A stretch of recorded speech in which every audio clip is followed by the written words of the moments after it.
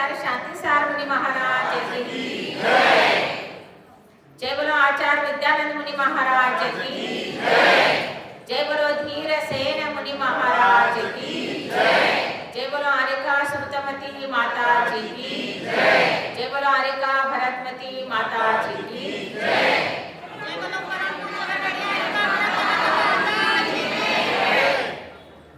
विसट्ट कंदोट दलानुयारं सुरोयणं चन्दसमानतुण्डं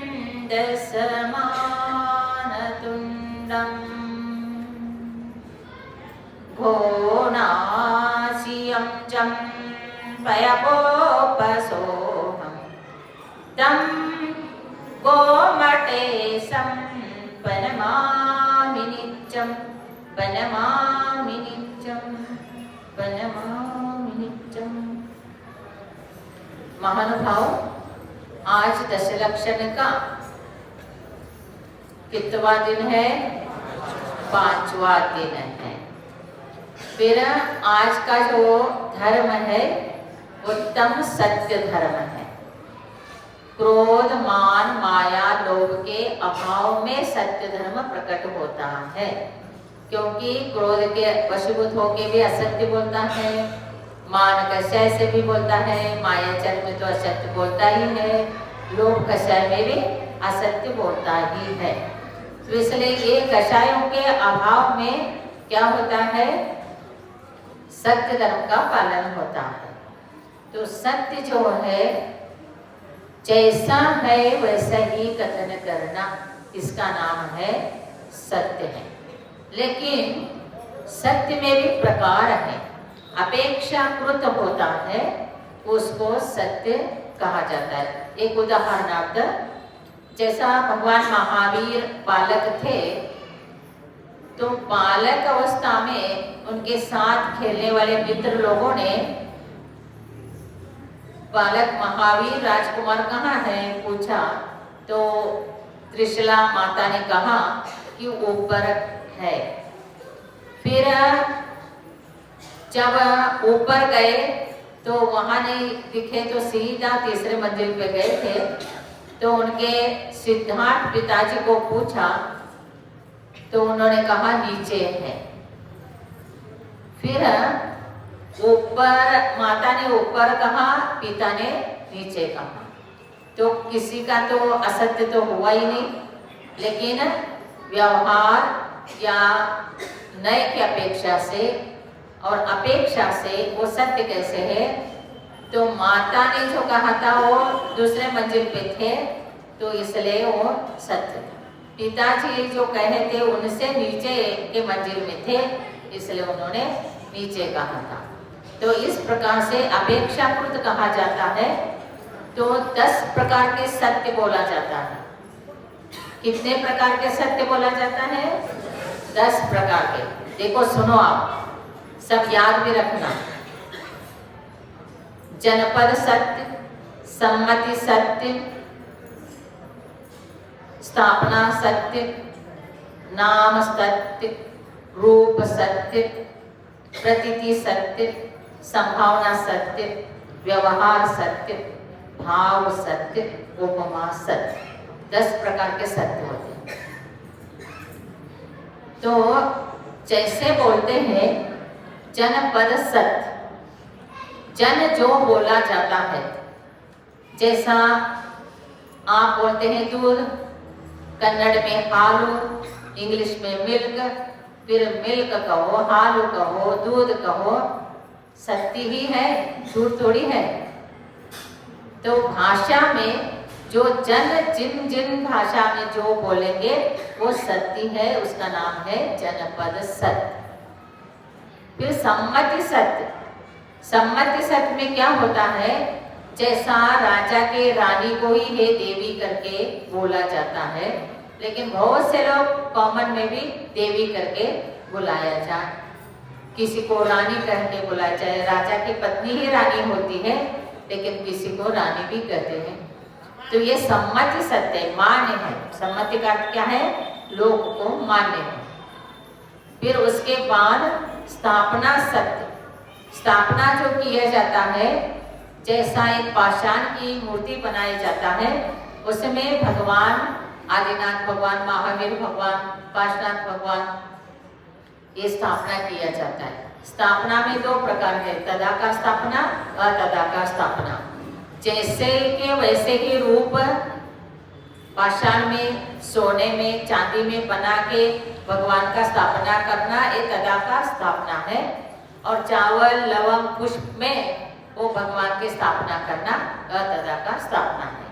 तो इसी प्रकार से व्यवहार में भी बहुत से चीज, जैसा शतरंज खेलते हैं तो उसमें कुछ आकार नहीं, प्रकार नहीं, लेकिन राजा रानी कहते हैं, ये क्या है? अतदाकार स्थापना है। तो इसी प्रकार से स्थापना के बाद नाम से सत्य होता है। किसी का नाम जिनदत्त रखा, देवदत्त रखा, ऐसे रखा, तो जिन ने नहीं दिया है, देव ने नहीं दिया है, दत्त का है देना, तो जिनदत्त किसी का नाम रखा, देवदत्त नाम रखा, तो नाम तो किसी को भी जैसा भी रखा जाएगा वो, लेकिन वो मान्य होगा। तो इस प्रकार से नाम सत्य। और रूप सत्य क्या है? भले ही वो पांचों कलर के लाल, पीला, काला, नीला, सफेद सब होगा, लेकिन उसको थोड़ा सा ब्लैक कलर में यदि शरीर है तो काली करके बुलाना, काला करके बुलाना, ऐसे गोरा करके बुलाना, गोरी करके बुलाना, ये भी रूप सत्य है। तो इस प्रकार से जो कथन करते हैं ये रूप सत्य में आता है। प्रतीति सत्य, प्रतीति सत्य में क्या आता है? कोई किसी के अपेक्षा से छोटा है, कोई किसी के अपेक्षा से बड़ा है।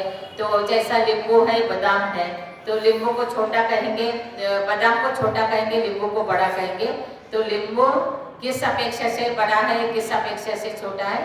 तो वो बादाम जो है नींबू की अपेक्षा से छोटा है, और बादाम की अपेक्षा से नींबू जो है बड़ा है। तो ये बड़ी है, ये छोटी है, ऐसे जो कथन करते हैं तो उसका नाम है क्या? कौन से सत्य है ये?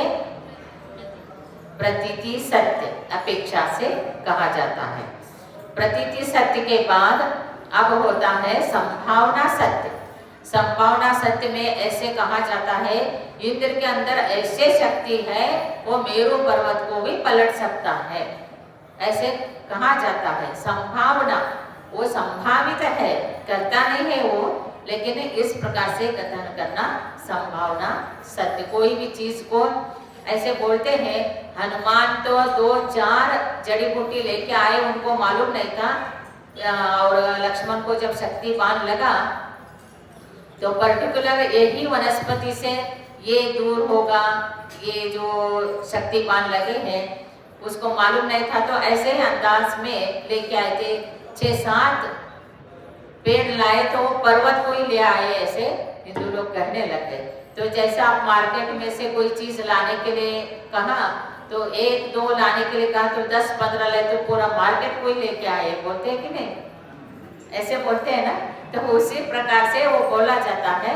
तो वो इस प्रकार संभावना में ऐसे कथन किया जाता है।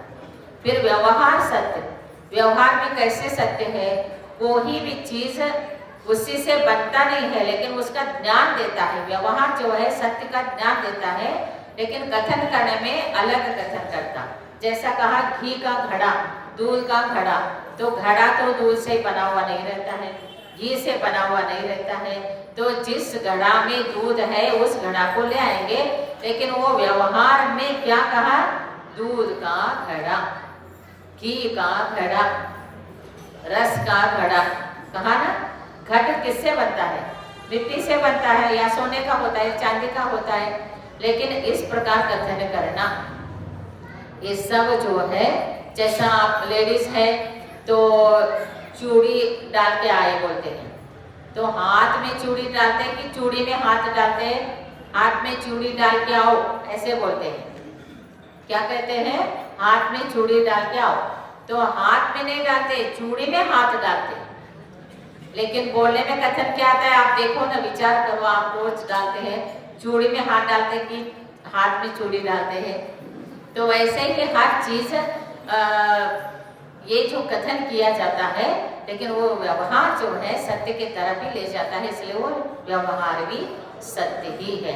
इसलिए हमारे आचार्य ने कहा है अभूता समय सारणी कुंद कुंद आचार्य ने कहा अभूतार्थ नहीं, असत्यार्थ नहीं, अपरमार्थ नहीं, ये अशुद्ध निश्चय नहीं, सब ये पर्यायवाची शब्द है व्यवहार नहीं का। तो शरीर को आत्मा कहना, आत्मा अलग है शरीर अलग है, लेकिन अब प्रेजेंट में आत्मा का पहचान ही शरीर से होता है, इसलिए शरीर को आत्मा कहना। कितने लोग आए हैं तो किससे गिनेंगे, आत्मा तो दिखाई नहीं देते हैं, शरीर ही तो दिखता है। तो ये जितने हम लोग हैं तो वो किससे पहचान रहे, व्यवहार नहीं से पहचान रहे। तो इसलिए व्यवहार नहीं जो है कथन करने में सत्य के ओर ले जाता है, इसलिए व्यवहार सत्य है। फिर भाव सत्य, भाव सत्य में क्या होता है कि जो आपने कोई भी चीज जैसा है, सब्जी है, सचित अचित वस्तु होता है, तो उसको प्रासुक करने के लिए कहा है हमारे आचार्य ने, सुक्कम पक्कम छिन्नम बिंदम, ये सब करके कोई वस्तु सुखा के प्रासुक किया जाता है, कोई वस्तु पीस करके प्रासुक किया जाता है, कोई वस्तु भून के प्रासुक किया जाता है, कोई वस्तु सिजा के प्रासुक किया जाता है। लेकिन आपने कहा वो पानी छान लिया, आदि गर्म किया, फिर जो सचित वस्तु है अपने क्षौक्षम ज्ञान से पूर्ण रीति से उसमें से जीव निकल गया है ये पता नहीं, फिर भी हम लोग क्या कहेंगे ये प्रासुक हो गया, हम कहते हैं। तो ये भाव सत्य है। और अब रहा है लास्ट वन उपमा सत्य। उपमा सत्य में क्या होता है, उपमा दिया जाता है पल्य का, असंख्यात का, सागर का उपमा दिया जाता है। तो पल्य बोले तो कितना, इतना पल्य, पल्य का यदि आप सुनोगे तो आश्चर्य करोगे। पल्य का उपमा देना, और उसको तो गिनेंगे नहीं है, लेकिन 55 पल्य बोलेंगे, एक पल्य बोलेंगे, कुछ अधिक एक पल्य जगन्य आयु बोलेंगे, और 3 पल्य भवभूमि का उत्कृष्ट आयु बोलेंगे। पल्य से बोलेंगे उसमें कितना वर्ष है तो असंख्यात वर्ष होते, काउंटलेस वर्ष होते। और एक सागर बोलेंगे, सागर में कितना पल्य होता है तो असंख्यात पल्य होते हैं। इसलिए जब एक सौदर मित्र जब भगवान के बालक को अभिषेक के लिए लेने के लिए आता है तो कैसे आता है, वो हाथी के ऊपर बैठ के। कौन से हाथी, ऐरावत हाथी। हाथी भी कौन बनता है, अभिजाति योग्य देव बनता है। 10 प्रकार के देवों में एक अभियोग्य जाति का देव। तो सौदर मित्र आज्ञा करता है हाथी, ऐरावत हाथी बनने के लिए। 1 लाख योजन का क्या बनता है, हाथी। और कितने उनके मुख होते हैं, 32 मुख होते हैं। एक ऐरावत हाथी के लिए कितना मुख होते हैं, 32 मुख। और एक मुख में 8 दांत होते हैं, और एक दांत के ऊपर एक सरोवर होता है। एक सरोवर में 32 कमलिनी होती है। फिर एक कमली में 32 कमल होते हैं। एक कमल के ऊपर एक कमल में 32 पंखुड़ियां होते हैं। एक पंखुड़ के ऊपर 32 अप्सरा नृत्य करते हुए आते हैं। इतना सुंदर दृश्य कब देखने के लिए मिलेगा, जब चतुर्थ काल में जन्म लेंगे या तो विदेश क्षेत्र में जन्म लेंगे। तो ऐसे दृश्य को लेके जब सौदर इंद्र आता है तो ऐसे सौदर मित्र का आयु कितना है, कुछ अधिक 2 सागर। तो 2 सागर जो है, सागर तो हमने वो उपमा दे दी। फिर शची देवी जो आती है उसका आयु कितना है, 55 पल्य। पल्य भी आपको कितना वर्ष है मालूम नहीं। फिर भी एक जो सौदर मित्र का आयु 2 सागर का है, उसमें 40 नील शची देवी मोक्ष जाने के बाद एक सौदर मित्र मोक्ष जाता है। तो प्रत्येक एक शची देवी एक बालक को ले आती है तो कितने तीर्थंकरों का जन्म होता है, कितना तीर्थंकरों के सची देवी लेके आती है और उनको कितना सौभाग्य मिलता है। जो बालक को लेके आती है वो सची देवी तीसरे भाव से मोक्ष जाती है, जो बालक को तीर्थंकर को जन्म देती है वो स्त्री तीसरे भाव से मोक्ष जाती है, जो तीर्थंकर को अर्थात मुनि अवस्था में आहार देती है वो स्त्री तीसरे भाव से मोक्ष जाती है। और इतना बहुत से लोग कहते हैं कि स्त्री को कोई वैल्यू नहीं, स्त्री के जितना वैल्यू और किसी को है ही नहीं, स्त्री के कारण ही तो दुनिया है। और स्त्री को बहुत कम समझने वाले, हमारे जैन धर्म में ऐसे नहीं समझते हैं, लेकिन बहुत लोगों के दिमाग में ऐसे होता है। लेकिन हमारे जैन धर्म में सबसे पहला सौभाग्यवती, सुमंगला, कुमारिका यही चाहिए हर कार्यक्रम में। और दूसरे जगह में पुरुष क्या समझता है, हम श्रेष्ठ है, लेकिन श्रेष्ठ की बात नहीं है, जो आत्म कल्याण करता है उसकी बात है। तो महानुभाव ऐसे पल्यों का उपमा दिया जाता है, सागर का उपमा दिया जाता है, ये सब सत्य होता है। जीवन में कभी भी कोई भी प्रसंग आ जाए, अपने स्वार्थ के लिए झूठ नहीं बोलना चाहिए, सत्य ही बोलना चाहिए। सिर्फ श्रावक को अलाउड है धर्म के रक्षण के लिए, परिवार के रक्षण के लिए, प्राणी के रक्षण के लिए, जीव रक्षण के लिए परमिशन है, वो कर सकता है श्रावक। उस टाइम में थोड़ा झूठ बोल सकता है, तो उसको पता है यहाँ पर जीव गया है, किसी ने पूछा यहाँ कोई हिरण गया है क्या, वो बोलेगा नहीं, वो बोलेगा नहीं गए, तो उसको झूठ नहीं बोला जाएगा, उसको सत्य ही बोला जाएगा, क्योंकि उसने प्राणी का रक्षण किया। यदा के दक्ष तो वो बोलेगा झूठ तो बोलना नहीं है मुझे, हाँ हिरण गया, तो वो शिकारी जाके हिरण को मार दिया जाए और तुमने सत्य बोला, तो तुम्हारा सत्य सत्य नहीं है, वो तुम्हारा असत्य ही है। इसलिए जिससे धर्म का रक्षण होता है, प्राणियों का रक्षण होता है, परिवार का रक्षण होता है, तो धर्मों का, क्षेत्रों का रक्षण होता है, तो उसमें आपको सिर्फ इतना ही अलाउ है, और साधु है तो उतना भी नहीं है। एक कोई मुनि महाराज जिससे तपस्या कर रहे हैं, उनको पूछा जाए इधर से हिरण गया है, तो वो मुनि महाराज जी गया भी नहीं बोल सकते, नहीं भी नहीं बोल सकते, हाँ भी नहीं बोल सकते, क्योंकि उनको दोष लग जाएगा। फिर वो क्या करेंगे, वो तो बहुत उपसर्ग करने के लिए तैयार हो जाएंगे। तो ऐसे उदाहरण आता है, तो एक मुनिराज से एक शिकारी आया दौड़े दौड़े, और उनके मुनिराज के सामने से ही एक हिरण चला गया था, और वो आया और पूछता है हिरण इधर से गया था, तो मुनि महाराज जी कुछ नहीं बोले। फिर वो जोर से कुछ बोलने लगे, तो मुनि महाराज जी ने खड़े होकर बोला, तो जिसने देखा है वो बोलते नहीं, जो बोलते हैं वो देखे नहीं। मीन्स आंखों से देखा है, आंख बोलते नहीं, मुंह से बोलते हैं लेकिन मुंह ने देखा नहीं, तो उसको कुछ समझ में नहीं आया, कुछ ना कुछ आंसर दे दिया करके वो वहां से चले गए। तो कहने का तात्पर्य, इसलिए कथन तो सत्य कथन होना चाहिए या तो अनुभवी कथन होता है। भगवान की वाणी जो कीर्ति है अनक्षरात्मक कीर्ति है। अनक्षरात्मक का अर्थ है उनका जब दिव्य ध्वनि कीर्ति है, तब ओम ध्वनि पूरा संपूर्ण शरीर से सर्वांग से झंकार निकलता है, ध्वनि मात्र ओमकार निकलती है।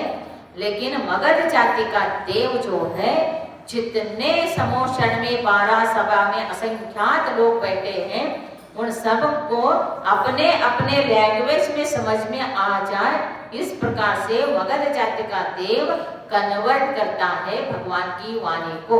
आज संसद में एक लैंग्वेज में बोलेंगे तो 7 लैंग्वेज में सुनते हैं, 7 लैंग्वेज में सुनते हैं, तो आपको बहुत आश्चर्य लगता है। हमारे जैन धर्म में 7 लैंग्वेज नहीं, 18 महाभाषा, 700 क्षुद्र भाषा और असंख्यात उपभाषा में समोषण में सुना जाता है। इसलिए आजकल एक्सकेलेटर आ गए, लेकिन हमारे समोषण में पहला से ही है। फर्स्ट स्टेप में एक पैर रखो तो 20,000 सीढ़ी within a second you can reach there. तो इतना क्या है, हमारे जैन धर्म में सब कुछ है। ये साइंस भी जैन धर्म से निकला है, लेकिन आज के दुनिया के लोगों को, आज के बच्चों को साइंस के ऊपर विश्वास होता है, जैन धर्म के ऊपर विश्वास नहीं होता है, लेकिन वो गलत है। साइंस सिर्फ पुद्गल द्रव्य में रिसर्च कर सकता है, अमूर्तिक वस्तु में रिसर्च नहीं कर सकता है, दूरवर्ती पदार्थ में रिसर्च नहीं कर सकता है, अंतरिक्ष पदार्थ में रिसर्च नहीं कर सकता है, शुद्ध पुद्गल परमाणु में भी रिसर्च नहीं कर सकता है। सिर्फ मॉलिक्यूल, परमाणु नहीं, सिर्फ स्कंद के ऊपर रिसर्च कर सकता है। तो इसलिए महानुभाव ऐसे जब भाषा निकलता है, जब भगवान की दिव्य ध्वनि हमारे कान तक नहीं आता है, तब उनको अनुभय भाषा बोला जाता है। अनुभय का अर्थ है न सत्य है बोल सकते हैं, न असत्य बोल सकते, क्योंकि तब तक तुमको ज्ञान नहीं हो रहा। जब आपके कानों में, जो कर्नाटक वाले हो तो कन्नड़ भाषा में, महाराष्ट्र वाले हो तो मराठी में, और देवियां हो तो संस्कृत, प्राकृत, देवियों का भाषा प्राकृत में, और हमारे ओरिजिनल भाषा दिगंबर जैनों का भाषा प्राकृत। प्राकृत 7 प्रकार के प्राकृत है। भगवान की वाणी प्राकृत में भी अर्धमार्गी बोलने का, और अर्धमार्गी प्राकृत में भगवान की वाणी खीरी है। वो सभी भगवान के वाणी को 4 अनुरूप में लिपिबद्ध किया है। तो जैसा आपके कॉलम आता है तो आपकी भाषा कौन से, तो प्राकृत बोलना, आप कौन है तो दिगंबर जैन बोलना, भले आप उसके सामने हिंदू नहीं लिखने का, और आपको सिर्फ दिगंबर जैनी लिखने का, भाषा प्राकृत, और आपकी जाति को जो तो चतुर्थ जैन बोलने का। तो इस प्रकार से ये भगवान के, हम लोग इक्ष्वाकु वंशी हैं, प्राकृत भाषी हैं, और हम लोग दिगंबर जैन हैं। इस सारे चीजों का नॉलेज बच्चों को भी देना चाहिए। और ऐसे जब भगवान की वाणी हमारे कान पे पड़ता है, तब हमको पता चला कि हमको लगता है कि भगवान प्राकृत में ही बोल रहे, भगवान कन्नड़ में बोल रहे, भगवान इतना ही नहीं, तिरेंच भाषा में समझ में आता है। मेढक जैसा, सांप जैसा, हाथी घोड़े जैसा भी संभोषण में पहुंच जाते हैं, उनको भी अपने अपने लैंग्वेज में भगवान की वाणी सुनने में आती है। तो इसलिए महानुभाव, इस भगवान की वाणी सत्य और अनुभव होता है। इसलिए जीवन में कभी भी झूठ नहीं बोलना। एक छोटा सा शॉर्ट में एक दृष्टांत देके समाप्त करती हूँ। एक बार क्या हुआ, देखो आप सोचो समझो कि एक स्वस्ति नगर करके नगर था, वहां पर क्षीर कदम्ब नामक एक ब्राह्मण, मीन्स जैन, पहला जो ब्राह्मण थे वो शुद्ध ब्राह्मण, जो भरत चक्रवर्ती के द्वारा स्थापित ब्राह्मण, और जो अनुव्रत धारण करते थे वो ब्राह्मण। तो भगवान की वाणी के अनुसार चलने वाले को ब्राह्मण कहते थे। ब्रह्म को जो जानता है वो ब्राह्मण, ब्रह्म मीन्स आत्मा, आत्मा को जानेगा वो ब्राह्मण। फिर कालांतर से उनमें विकृत आ गए, वो शुद्ध ब्राह्मण रहे नहीं, फिर वो तो हमारे जैन धर्म के अगेंस्ट भी बहुत हो गए। तो ऐसे आदिनाथ भगवान ने पहले ही कहा था। लेकिन वो जो ब्राह्मण है क्षीर कदम, वो जो है उनका बेटा पर्वत, और एक राजा का बेटा वसु, और एक सेठ का बेटा नारद, ये क्षीर कदम उपाध्याय में से पढ़ने वाला पंडित, तीनों बच्चों को एक सुवर्ण गिर अर्थात सुवर्णगिरी जैसा पर्वत, उस शिला पर बैठ के पढ़ा रहे थे। क्या पढ़ा रहे थे? जैन धर्म का तत्व ज्ञान पढ़ा रहे थे, और हर चीज पढ़ाते थे। संस्कृत पढ़ाते समय जो जिस शब्द का क्या अर्थ होता है, ऐसे सब पढ़ाते सब अच्छी तरह से पढ़ाते। फिर उसी टाइम में जब वो पढ़ा रहे थे, उस टाइम में 2 चारुमूर्ति मुनिराज आते हैं, अमितमती, अनंतमती। आपको लगेगा स्त्रियों का नाम जैसा है, तो उनके चारुमूर्ति का नाम यही थी। और चारुमूर्ति मुनिराज वहां पर उनके सामने उतरते हैं। उतरने के बाद कहा कि गुरु से कहते हैं, अनंतमती नामक मुनिराज ने अमितमती मुनिराज से कहते हैं, ये देखिए कितना भव्य है, ये तो सब स्वर्ग में जाने वाला है, कितना सुंदर शास्त्र का अध्ययन कर रहे, पठन कर रहे, पाठन कर रहे। इतना बोलने के बाद अमितगति चारुमूर्ति मुनिराज ने कहा, आप कह रहे हैं इसमें कुछ सत्य है कुछ असत्य है, ऐसे बोला। फिर उन्होंने कहा क्या सत्य है क्या असत्य है? तो कहा उन्होंने कि देखिए इसमें से दो ऊपर ऊर्ध्वगमन में स्वर्ग जाने वाले, दो अधो नरक जाने वाले, ऐसे बोला उन्होंने। कॉमन में बोला, दो दो नाम लेके नहीं बोला। इसको क्षीर कदम ने सुन लिया और जैसा ही सुना उन्होंने जल्दी से जल्दी क्लास बंद करके वो बच्चे को अपने अपने घर भेजा और भेजकर मुनिराज के पास जाके नमस्कार करके पूछते हैं, मैंने जो सुना, मेरे कान में जो पड़ा कि ऐसे ऐसे आपने कहा कि इसमें से दो स्वर्ग जाएंगे, दो नरक जाएंगे, तो आप बताइए इसमें से कौन स्वर्ग जाएगा, कौन नरक जाएगा। वो इतना हिम्मत करके पूछ लिया।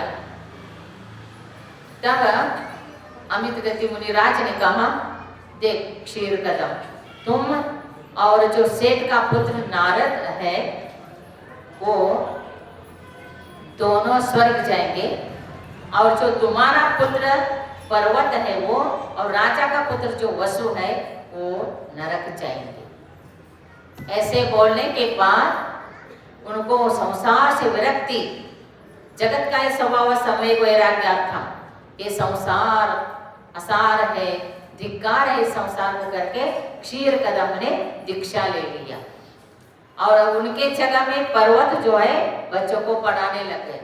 फिर एक दिन नारद के मन में आता है, वो सोचता है कि जो मेरा गुरु दीक्षा ले लिए हैं, उनकी पत्नी जो है मेरे माता के समान है और उनका पुत्र जो है मेरा मित्र है, तो उनके लिए कुछ सामग्री गिफ्ट आदि लेके हाल चाल पूछ के आ जाओ करके कुछ समय के बाद वहां पहुंच जाते। उस टाइम में नारद जो है वो क्या पढ़ा रहा था बच्चों को, अजैरेष्टम का अर्थ जो होता है 3 साल का धान, जो चावल का वो साबुत होता है ना, छिलका वाला चावल, वो 3 साल के बाद क्या होता है, वो उसमें भूमि में बोएंगे तो वो फसल नहीं आता है, इसलिए उसको हवन में लेने के लिए कहा है शास्त्र में। उन्होंने क्या उसका अर्थ का अनर्थ करके बताया, अजैरेष्टम का अर्थ है बकरा, बकरा को हवन में अर्थात यज्ञ में बलि देना चाहिए, ऐसे उन्होंने सिखाया और ऐसे सिखा रहे थे। उसी टाइम में नारद वहां पर पहुंच गए।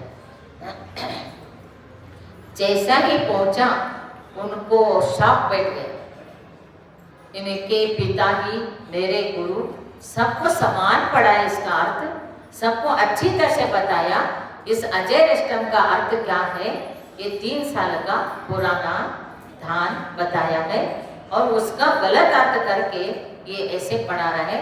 तो उसने बोला, आर्गुमेंट किया उसने उनके साथ, बोला कि आप गलत पढ़ा रहे हो, गलत मत पढ़ाओ, ये तो बहुत खतरनाक है, आप यदि गलत पढ़ाओगे तो इसका फल आपको दुर्गति नरक ही जाना पड़ेगा। ऐसे बोल रहे तो भी सुना नहीं, कितना कहे तो भी वो सुना ही नहीं पर्वत ने।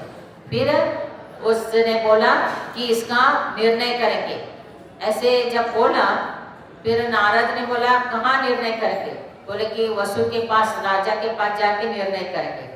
बोले कि ठीक है, कल सभा बुलाओ और उसमें निर्णय करेंगे, तुम भी तुम्हारे पक्ष रखो, मैं भी मेरा पक्ष रखता हूँ।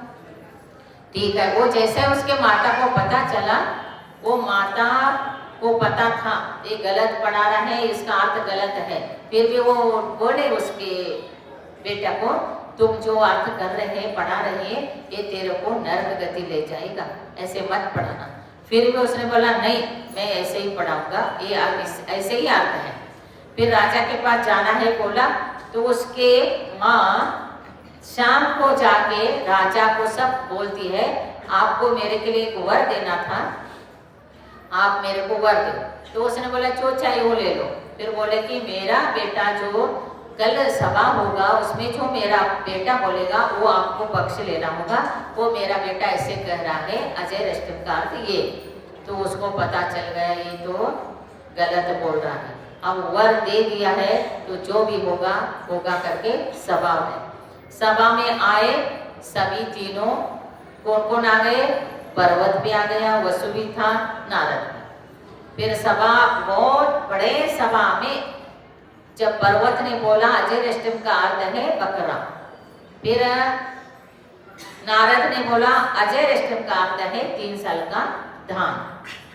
फिर वसु ने बिना विचारे, उनको पता था, लेकिन जब वर दिया है, जो पर्वत बोल रहा है वही सही है, इतना बोलने की देरी उसका सिंहासन सहित वो वसु नीचे गया तो नीचे ही गया। कहाँ नीचे गया? नरक में ही चला गया। उसने जीवन में एक ही बार झूठ बोला, समझ रहे? जीवन में एक ही बार, और ऐसे कितनी बार झूठ बोलते तो क्या होगा, सोचो तो सही। तो इसलिए विदाउट रीजन, धर्म के बिना, जीव के रक्षण के बिना, अपने स्वार्थ में कभी झूठ नहीं बोलना चाहिए। तो ऐसे यदि हम सत्य बोलेंगे, सत्य धर्म का फॉलो करेंगे, तो निश्चित रूप से उत्तम सत्य धर्म प्राप्त होता है। उत्तम सत्य धर्म को प्राप्त करने के लिए महाव्रत धारण करना होता है। महाव्रती के लिए उत्तम सत्य धर्म कहा गया है। इसलिए आज का जो धर्म है उत्तम सत्य धर्म है। और हमारे जो बच्चे हैं बहुत अच्छे क्या किए, उपवास। आज उनका 5वां उपवास है, पंचमेरु का उपवास किया है। रोहन ने उपवास किया, रोहन दोषी, और नील थोबड़ा, इन्होंने 5 उपवास। आस्था फड़े, इन्होंने 5 उपवास, और एक अनीता ने भी एक उपवास किया। तो 5 उपवास किया। आज 5वां उपवास है इनके। और एक लड़का है, छोटा उम्र का है बहुत, और वो मेरे ख्याल से वो 9th पढ़ता है कि 10th में पढ़ता है। वो जो है 10 उपवास किया है, आज उसका 5वां उपवास। तो एक उपवास करने वाले, एक उपवास जो पहला दिन किए हैं वो बहुत है। अनंत चतुर्दशी के दिन बहुत लोग उपवास करेंगे। रत्नेत्र का भी कुछ लोग करते हैं।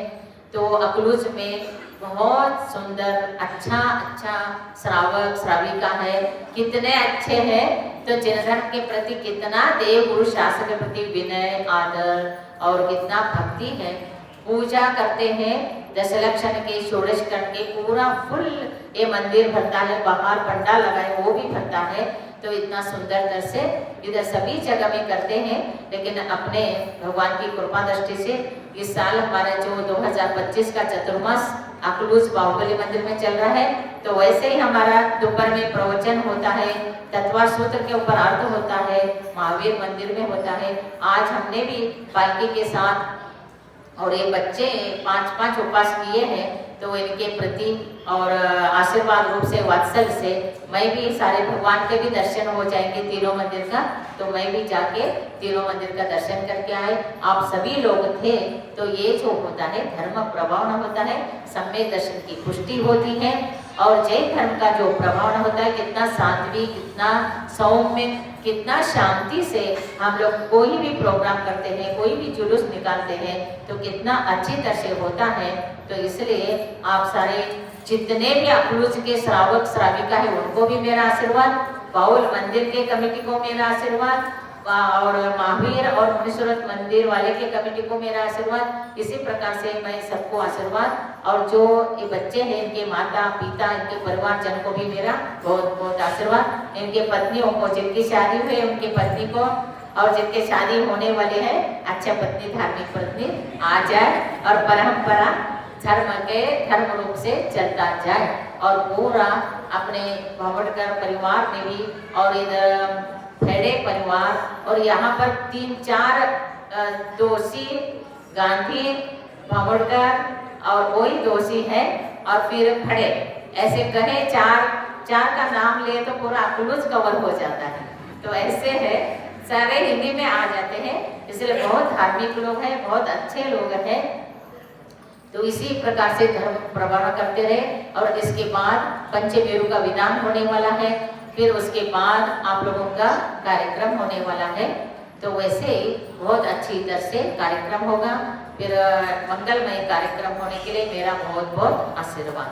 जय बोलो उत्तम सत्य धर्म की जय, बोलो दशलक्षण पर्व राज की जय, बोलो बाहुबली भगवान की ओम ह्रीं श्रीं उत्तम सत्य धर्मांगाय नमः। ओम ह्रीं श्रीं उत्तम सत्य धर्मांगाय नमः। ओम ह्रीं श्रीं उत्तम सत्य धर्मांगाय नमः। हाँ, इसमें गांधी परिवार भी आते हैं, बहुत हमारे बगल में ही है। गांधी, सुभाष गांधी, पद्मा गांधी और एक गांधी परिवार भी इसमें बहुत लोग हैं अक्लूज में। तो कहने का तात्पर्य सब धार्मिक लोग हैं आप लोग, और हमारे पास रोज आते हैं, प्रवचन सुनते हैं, क्लास में आते हैं। कर्मकांड, तत्वार सूत्र दोपहर में होता है, सुबह प्रवचन होता है, शाम को प्रवचन होता है, इसमें सब आते हैं। और भी अधिक अधिक आना, सिर्फ 10 लक्षण तक ही ज्यादा प्रभावना जैसा कहा जाता है ना, तो बढ़ते हुए धर्म प्रभावना कहाँ तक? 10 लक्षण पर्व तक। फिर क्या होगा? ऐसे नहीं होगा। चतुर्मास है तो फिर बढ़ते ही रहेगा दीपावली तक, और जो हमारे चतुर्मास निष्ठापन तक भी, अष्टमी पर्व होने तक भी आप लोग सारे बहु संख्या में आके धर्म लाभ लेते रहो। हाँ, 7 तत्व के ऊपर भी कल से नाम प्रियंका फड़े 7 तत्व के ऊपर जो है ना वो विधान है, उसका उपवास करें। कल पहला उपवास था, आज दूसरा उपवास है, इसके लास्ट तक का तो चलेगा। तो उसके लिए भी मेरा बहुत बहुत आशीर्वाद। और जितने लोग 10 लक्षण पर्व में एकासन कर रहे हैं, उनको भी 2 आसन कर रहे हैं, उनको भी आशीर्वाद।